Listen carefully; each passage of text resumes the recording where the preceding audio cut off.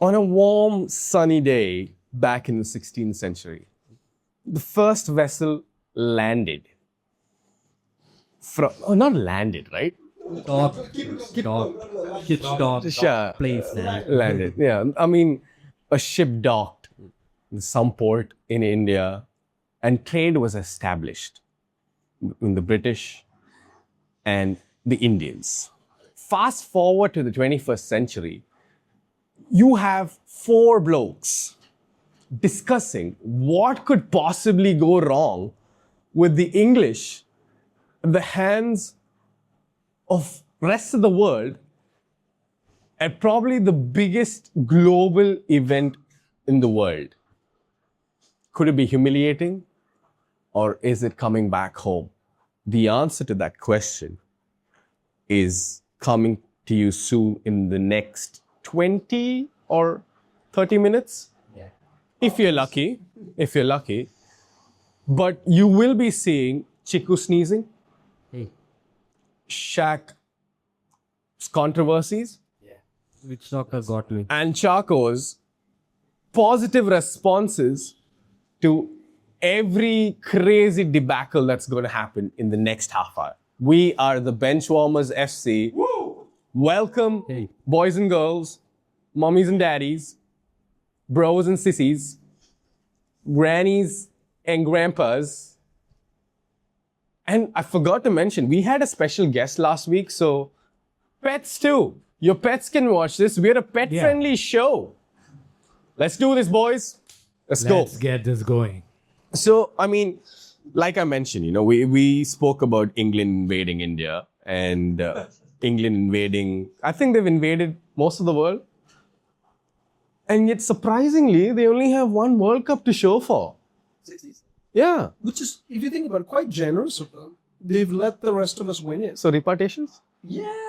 Oh, They so invent that's football, why they're though. not winning it, They right? invent football. Yeah, England. I They think gave so. it to us. They gave it to us. They gave it to us. They're I mean, so generous. how thoughtful, right? I think the Queen Elizabeths and the Queen Victorias would be so proud. King Charles, are you proud?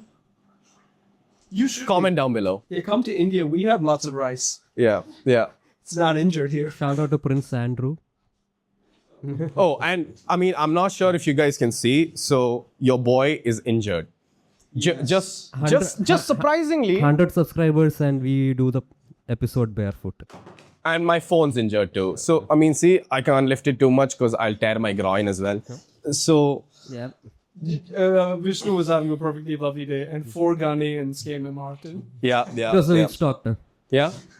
I've been cursed. 4 Ghanaian witch doctors came in Martin. I've been cursed. I mean, speaking of injuries, England has so far lost Saka, Their best winger. Lewis Kelly, and Mr. Injury himself, Reece James. He's out for the tournament, right? Oh, most likely. He's not out for it. Hamstring. It was a hamstring thing, right? I mean, It was not a dare. It was just a stress. Oh. So maybe 2 but days. 2 games, but do you really, are we expecting England to go through? I mean, I know I voted for England winning in a turf group, but then, Tuchel, you're kind of letting me down. Don't disappoint me. So, boys, what do you think is going to happen? Let's start with Mr. Positive himself, because, he seems to have a positive outlook on everything, except when there's some feisty stuff going on in the football pitch. Let's go. Talking about our own personal time on the football pitch. Yeah, I think I do get angry. Just so you guys know, I am working on my temper. Right? I know when the ball isn't passed to me. I do. Sanjana, you shall be warned. First off, I would never. Sanjana, if you're listening, why are you listening? You have so many more important things to do. What? She's not going to listen. She's not listening. Hey, Sanjana, who knows? Maybe you could show it to one of your clients and then they change. If they change their management, they change their lawyers. Yeah. Sorry, what was the question? Do you think injuries are really stopping England? Yeah. Right. So here's the thing, right? For a long time, people would talk about why doesn't Messi come to the Premier League? How great would it be to see Messi with Guardiola at Man City? Can Messi do it in a cold night at Stoke? Well, he'd have to go down with the championship to find out. And here's the, it's reasons like this, then I'm like, I'm glad Messi isn't here because thank goodness he isn't in a Reece James situation. For context, Reece James is the best right back in England, and that's saying a lot. I mean, he's the best right back in England because he's never played a lot. Don't be like that. Don't be like that. I want to be like that. You look at the number of right backs England produces. Yeah. World-class right backs. And out of all of them, out of Trent Alexander-Arnold, who never made it, Kyle Walker, who never made it, Timo Livramento, who is a very talented player, they were like, Reece James is out. Even he's injury prone as well, Livramento. He's also got not. injured. He got injured. Even too. he got injured, yeah. And so, to me, that comes down to the Prem. Oh yeah, it was actually my mistake. So I wasn't Lewis Kelly. It was Livramento who got injured. He pulled out before the corner. Yeah, he pulled out, and Chalobah is his replacement. What a great replacement. So I'm sorry, I interrupted you in between. What were you saying? No, you're good. It's just that here's the thing. So we all play football together, right? This last week, we played 3 games in 1 week. I could barely walk through Friday.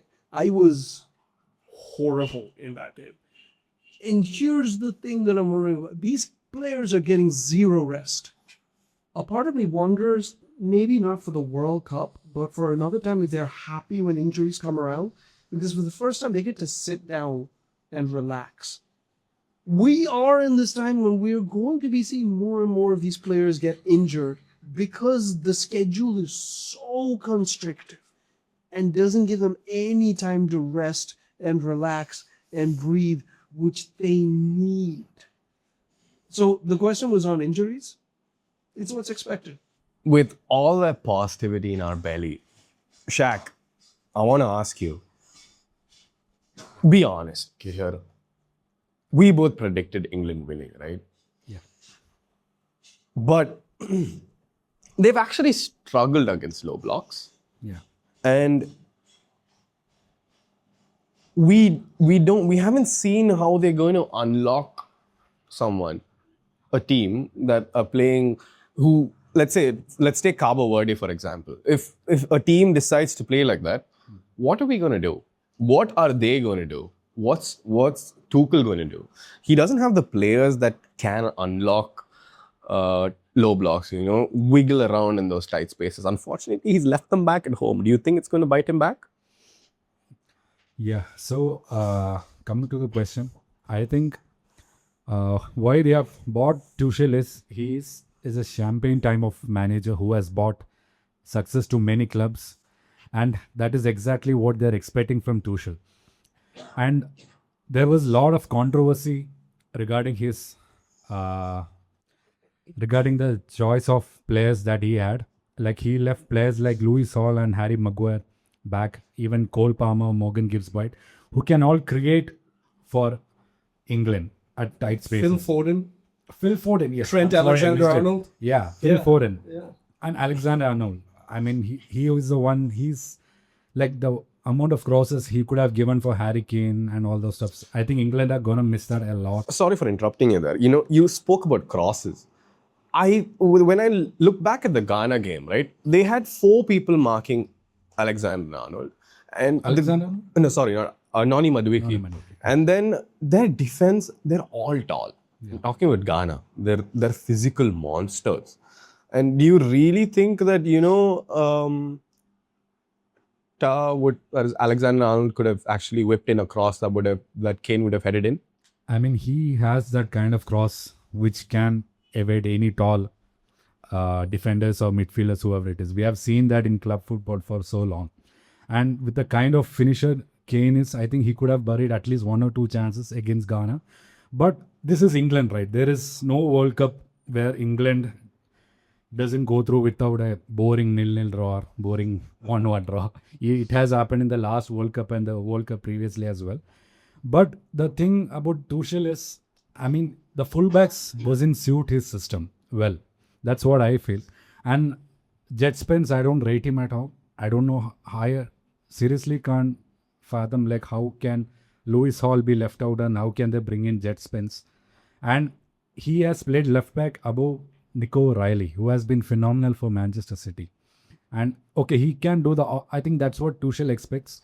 He can do the off the ball work a lot, But on the ball, giving crosses to the Harry Kane. And talking about Harry Kane, like, why is he at right back spamming crosses to a non-existent striker where he's supposed to be at?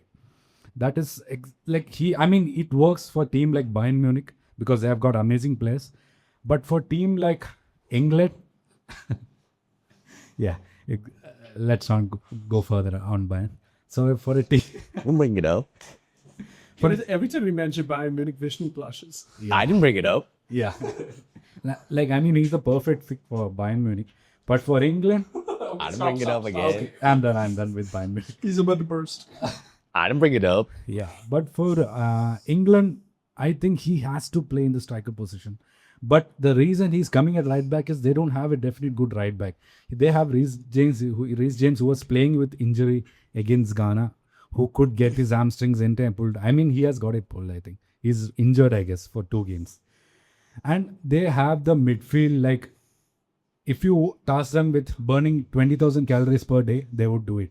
But if you want all those intricate fast forward passing, getting the ball from the defense and supplying it to Harry Kane or the Saka or Madeke or Gordon, whoever it is, they are not going to do it. I mean, Bellingham, okay, he's very good at working off the ball, pressing well.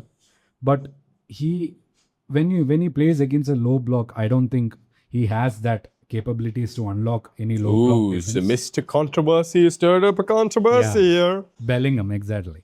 I mean, he's good at scoring goals. So that's what I think, like, next game, they have to bring in Kobe Mainoo. And they have to take out maybe Declan Rice, who is, I think, kind of playing with injury and fatigue. And play with a combination of Anderson, Mainoo, and play Morgan Rogers or Eberechi Eze as well. He's an amazing midfielder. He's a good centre attacking midfielder. And with all this luxuries in the bench and still going for players like Spence and all those things, I don't understand what exactly it's Tuchel's. But the thing is, tournaments, I mean, they are not decided based on group stages. Tuchel is a man of knockout games. So how exactly England's gonna perform with the players exactly at his disposal, that's gonna decide what England's gonna be. And we both have made a bold prediction that England's gonna win this World Cup. It's finally gonna come home. Is it? I don't know. That's what we predicted. So Chicco, you've heard what Mr. Controversy had to say. You've seen both England versus Croatia and England versus Ghana. What do you think England's missing from both those matches? I mean, They're missing someone like Olise. they're missing. So indirectly, you're saying they're missing someone like a Cole Palmer. Yeah, they're missing someone like it. Because I think you watched the Ghana match with right? Ghana were playing proper haram ball and England didn't have a response to that. Who shouts? Yeah, they said, yeah. So every time England player and the Ghanaian half had a ball, 2, 3 or 4 people were surrounding that guy. And you have to have a response to that situation. Else, in every other team will do that to you if you can't come out of that situation. And someone like an Olise or a Palmer could weave out of that situation and pass the ball along and make them, press forward and score that required goal. So why I asked you that question? I'm pretty sure you would have heard it by now. Barcelona paid 80 million for Anthony Gordon. I'm happy. I'm happy Barca. So, I'm happy Barca paid 80 million. And they have a sell-on clause also. Okay, 20%. 20%. So, do you think he's really shown anything to warrant that? No, he is having a really bad tournament. The only thing I've seen him do is along the left wing, maybe try to cross, but the cross gets blocked. So I'm really happy that Barca paid that money. Being a Real Madrid fan, I like to say Barca go bankrupt. But no, if Barca had waited till they saw this tournament, I don't think they would have bought Gordon because he's having a. I'm just gonna say he's having a disaster. Barcelona having this scam? Yeah. Before I change, before I stop. Do you think England have the meal to? No, before you ask me that question, what I want to know is, we've seen a lot of games now, right? And we've seen what Declan Rice has done. Everyone's been talking about Anderson. Elliot Anderson apparently he's the record English player right now because Man City just paid 130 mil for him. Manchester City just bought him so he's going to be at City from next season. Their midfield is strong. Yep. And we've seen midfield of Neves and Vitinha. Assuming that Portugal draw or lose against Colombia, Yeah. do you think they have what it takes to beat the likes of Declan Rice, Anderson? I think as Chapo said, man for man, Portugal will have the better team. And the if Martinez gets his shit right, sure, they'll walk over England. And England have been one of the favorites for the past 3 tournaments. They've gotten to the semis, they've gotten to the quarters, but they And you're missing 2 finals. yeah, the 2 Euro Euro finals. But they didn't have it in them to get the job done. And I'm not like a really big England fan too, so I'm pretty sure they won't cross the finish line. But they have someone like a Tuchel this time. Not a Southgate. Doesn't matter. I don't think England are a team that chokes, and I think they'll just continue that trend. Okay. You just asked a question I was going to ask. Like, they are on the way to face either Colombia or Portugal in the round of 32, and either of No, Colombia. I don't think it's Colombia. Mexico. The 16, I think. Yeah, 16. round of 60. Colombia or Portugal. Depending on Yeah. tomorrow's game, who, as of now, when you're recording, so either of those teams could give England a run for their money. And do you guys think they are But- in them to I mean, see, stand up against Colombia or Portugal? if you're asking me, I think you answer that question yourself. You know, you said low blocks. Right. And something that I noticed from against Croatia was going as I would like to say toe to toe. I mean, England scored, Croatia scored, England scored, Croatia scored, and then they're like, yeah, let's just finish it up, and they wrap it up with another 2 goals. So when the game is open like that, I think for players like Bellingham, Kane, Declan Rice, it's a hunting ground. You're inviting a lot of attacks, and it's just not any attack. It's a potent attack. And I think Harry Kane just hit the 70 goal mark for club and country this season. I'm not sure if I'm 69, I think, right? I'm not exactly sure the number. Nice. I'm sorry. But yeah, around that. Let's say more than 65. So when the game opens up, I think they have what it takes to score a lot of goals. Maybe they'll concede. But if we're going against goal scoring, I think they can edge it over. That's my take. I think they're going to choke. The England I know chokes. See, the England I know chokes too. But again, why I keep crediting them not to choke is because of the man who's at the helm. Yeah. Because, see, there's something that he's known for, and he's known for knockout games.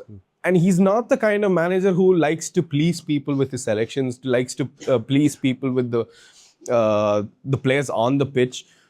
It might not even be attractive football, even though he wants to play attractive football. He's not the fatherly figure that everybody wants. He's not like, oh, come, give me a hug. No. He is more like, you know, you're here to win, and we're winning. Yeah, so that brings me to the point that it's exactly the squad selection by Tuchel. Like, if he is not going to succeed with the squad of players that many England fans didn't want to get to the England team, then he's gonna get a lot of backfire. Like, if he's not gonna win forget about reaching the semis, forget about reaching the finals. That's what England did under Gareth Southgate. But if they're not gonna win the World Cup this time with the core of amazing players they have and the amazing players which they left back in England, I think he's gonna get bashed by the English media, which you don't want. So Tuchel, as ruthless as he is, I hope that in knockouts he's gonna grind some results. And against teams like, maybe, I think England, if they go through, maybe in semi-finals, they have to face Argentina. Maybe. Who knows? So it's very funny. I'm not sure if you guys know. Provided if how things turn out today, right? Today and tomorrow, if Portugal win, they have a better road. If they lose or if they draw, they're going to be pitted against all the other European teams. And with the way how Group G also stands, England, France, Spain, Germany, Netherlands, Belgium, Portugal are all in the same bracket.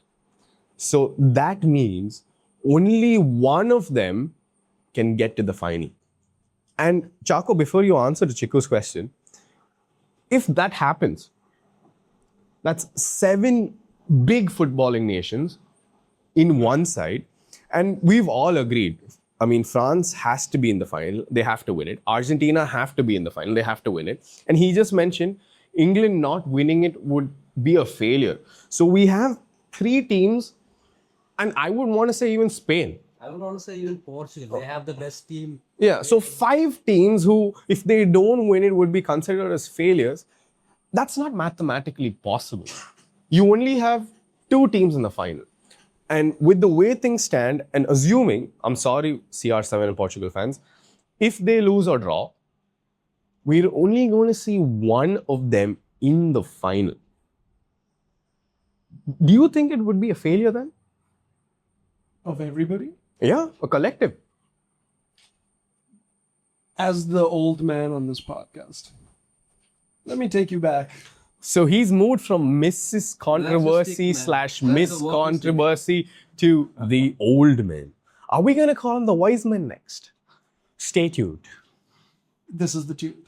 Yeah. You guys are talking about how, expectations are high on England. Let me take you back to a little year called 2006. 2002. I want to read out the names that are going up on the England list.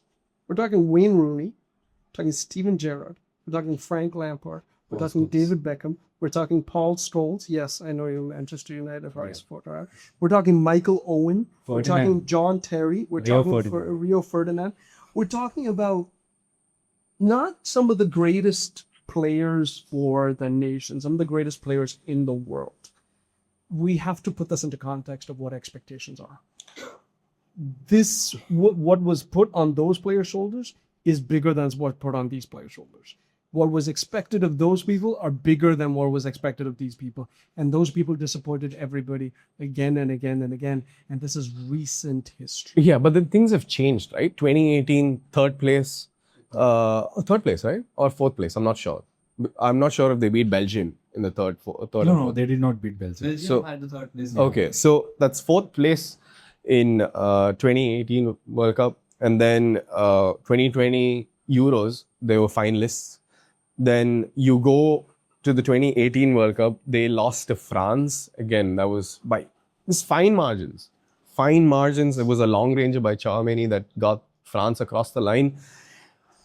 And then come the 2024 Euros. Again, they lost in the finals. So I don't think that, we cannot say that we can't expect them to do good. Because we've seen what's been happening. So I never said I don't expect them to do good. no, I'm talking about expectations being on them. I think, for me, it might be even more because the 2002 or the 2006, the 2010s, they've always been knocked out in the early rounds. 2010, they got knocked out by Achilles from Germany. And 2014, what happened? They again got knocked out in the group stage. They were in the group of Uruguay, and Costa Rica was first to yeah, get exactly. to. Yeah. They were last. They were last. They were yeah, last. They were last. And 2016 Euros, you know what happened? Joe Hart came out, not just Joe Hart, even Wayne Rooney for that matter, they came and ridiculed Iceland. They got a beating down. I mean, the scoreline wasn't huge, but then they got knocked out. I mean, it's the same analogy to Arsenal in the club football, where they're always coming second, always the bridesmaid, never the bride. But they have won it. As much as I would have liked to end this episode on that brilliant take, unfortunately, the show must go on. Yeah, but see what happened this year. So, do you think England can keep hold of that pressure. Come on, Mr. Positivity. Let's be realistic. Win the World I Cup. think they're going to do really well. Do you think it's coming home? Here's the problem, right? Here's the thing with Ghana. Ghana, right? Yeah. The problem with Ghana is a really good counter-attacking side. So what Tuchel had to do is he had to make sure he put enough people forward to try and break down Ghana's really strong defense. And at the same time, make sure that their own defense was strong enough and aligned enough that they weren't susceptible to the counter-attack. That was the issue, right? It's like you have a blanket that you can either cover your chest or you can cover your feet. You can't cover both. They're not going to really, based on what we said, what you were talking about is the worry is actually maybe their strength, because they're about to face a whole bunch of teams that don't sit back and wait for the counterattack. They bring the game to England. Tuchel's a brilliant manager. And so he knows that, listen, a lot of teams, they can either break down the low block or they're the counterattacking, quick, fast, take things out. You take Manchester City. Incredible at breaking down the low block. They can pull defenses apart and slaughter the goal. They took forever to win the Champions League, right? Knockout football was not their forte at all. You take teams that actually do really well in knockout, they don't do well in the leagues. Thomas Tuchel is smart enough to say, listen, I don't have enough time with this national team. So I've got to figure out, are they going to be the type of team that breaks down the low block, meaning bring Cole Palmer, bring Trent Alexander-Arnold, Phil Foden. bring Phil Foden, or are we going to be the speed counter-attacking? That is our operation, because that is primarily who we are facing. He made a decision. England are going through to the next round. As far as I'm concerned, he made the right decision. He's now going to be playing a bunch of teams that are not Ghana, that are not going to be staying on the ball block. They have a solid chance. There's a lot of frustration. The Harry Kane that we saw in this last game is what we've been watching at Tottenham Hotspur for a decade, right? This is the guy who gets frustrated, drops into the middle, and then takes the ball and then just starts spraying to absolutely nowhere. Playmaker / striker. So before we end this, so Chicco, do you think we're going to see a Fabio Capello's version of England, or are we actually going to see why the English FA got Tuchel in? England have the squad to win it, and they had the squad since 2018 to win it, and I'm going to stick by my stance that they're going to choke. England are a team of chokers and they will choke. It's a bold prediction. Maybe it's my hatred to not see either US or England lift the trophy. I mean, US I get, but why England? I mean, everybody wants to know. It's an arrogant country. If they win, they'll win. I mean, have the right to be arrogant. That I mean, doesn't mean are we anything. calling the fans They arrogant? invented cricket too. Then they had to wait till 2018. No, okay, wait. World Cup. Let's not stray off topic. But Yeah, the thing is, are you calling the players arrogant, or are you calling fans? But Fans. they have one of the nicest players. I mean, No, they're I don't so have it. likable. I like the players. I just So hate don't the you think fans. for them, I mean, Yeah, sure. I get what you're saying, but The media is... I mean, it's not like the earlier English players, like your Rooneys and your those Ferdinands were, and arrogant players. yeah. But now you have really Both of them are from Manchester United. Yeah. yeah. I mean, A lot of other arrogant. no, but they were arrogant for a reason. I mean, see, They were good at it. yeah. So exactly. So I don't think that's painting them in bad light. But right now the character is much they're different. not as humble as a Vinicius Jr. or a Kylian Mbappe. Exactly. Bellingham. Yeah, we're The Mbappe dictator memes keep them coming. That's the so best. we want Yeah. want Okay. Wait. humility in our We're players. staying. Yeah. Let's just. Yeah, sure. It won't be a surprise if England won because they have the team and they have the coach. It's just I don't want them to win. So do you? I mean, let's say the stars align. Who are you betting on? England versus Portugal. I want Portugal to win, but I think it's England's game. Okay. Coming back to you, Shak, you're the one who's got the most Prem experience as in terms of viewership. So, what do you think England need to do? I mean, they've qualified. Yeah. Irrespective of they win, they lose, they draw, they've qualified. They're either 1, 2, or 3. Yeah. So, What do you think they need to do so that, stuff like what happened against Ghana never happen again? Because let's say they play. I mean, I know for a fact if they're playing against France or Spain or maybe Netherlands might sit back and counter. They might try to counter because Coleman's a dickhead. But any other team's going to go all guns blazing because they do know they have weaknesses in their wings. Yeah. Yeah. So I just want to talk on the point which Chaco had raised. Will they face any low block teams as they progress further? I think they are expected to face Ecuador in round of 32. And Ecuador is Ghana Pro Max. Like the way they are the best at sitting back and at counter. But what we saw against Germany is not a team that's sitting back and countering. Yeah. We saw a team that's going head and shoulders, toe to toe, Toe to toe. We're going knives out, actually. Knives out. Because Yeah. it was a must-win game for them. So don't you think? Are you saying round of 32 is not a must-win game? Yeah, but if you look at the qualifiers, they qualified all the games with this exact strategy. But- so what I'm coming to Before you make that point, that strategy didn't get them the win over Curaçao. yeah That strategy cost them the win against Ivory Coast. yeah They changed it up.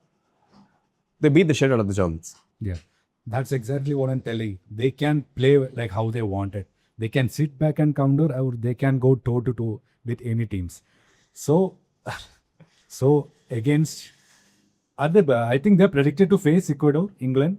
So that's going to be a tough game. Like it's again going to be how they play. If they're going to play against the way how they played against Ghana. I mean, Ghana is actually a limited side. They don't have the players like SCN or maybe like an Asamoah Gyan of 2010 World Cup. And they benched Ayu, if I'm not wrong, Yeah, for that Jordan game. Ayew, Their yeah. captain. Yeah. And so this game against Ecuador is going to really test what this England team is really made of. And I really hope that they can bring in someone like a Kobe Menu, or they can push back. Nah, it's the United bias that's creeping in. I mean, when folks, he's not even answered the question. Yeah, I mean, when he played for England in the Euros, they reached the final. And he was amazing for England. I'm not saying that they have to bring back Omi Menu. Maybe they can push back Bellingham and maybe add a creative midfielder like maybe Eze Eberechieze or maybe a Morgan Rogers. That in that sense, they would be more fluid in the attack because their fullbacks are not great. And they should start someone like Marcus Rashford in the left wing, who can be very explosive and very electric.